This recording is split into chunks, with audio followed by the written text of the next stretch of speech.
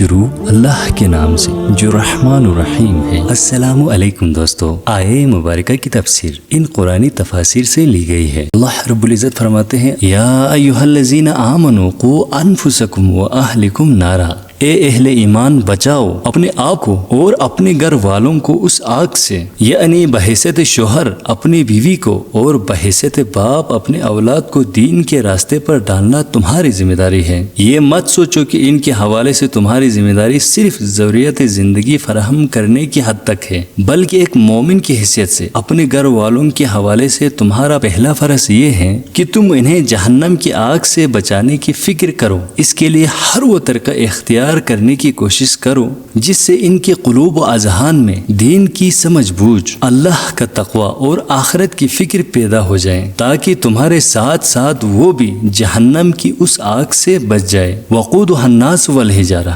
جس کا ایندھن بنیں گے انسان اور پتھر۔ پتھر سے مراد وہ پتھروں کے بت ہیں جن کی مشرک دنیا میں پوجا کرتے رہے ہیں۔ اللہ جہنم میں ان کے ساتھ ساتھ ان کے بتوں کو بھی جلائیں گے۔ علیہا ملائکۃ غلاظ شداد، اس پر بڑے تند ہو بہت سخت دل فرشتے مامور ہیں۔ وہ فرشتے مجرموں کو جہنم میں جلتا دیکھ کر ان پر رحم نہیں کھائیں گے اور نہ ہی وہ ان کی چیخ و پکار سے متاثر ہوں گے۔ لا یعصون اللہ ما امرہم، اللہ ان کو جو حکم دے گا وہ فرشتے ان کی نافرمانی نہیں کریں گے، کسی کی رونے دھونے کی وجہ سے اس کے ساتھ کوئی رعایت نہیں برتیں گے۔ ویفعلون ما یؤمرون، اور وہ وہی کریں گے جس کا انہیں حکم دیا جائے گا۔ اللہ جہنم سے ہم کو اور ہمارے گھر والوں کو بچائے رکھیں۔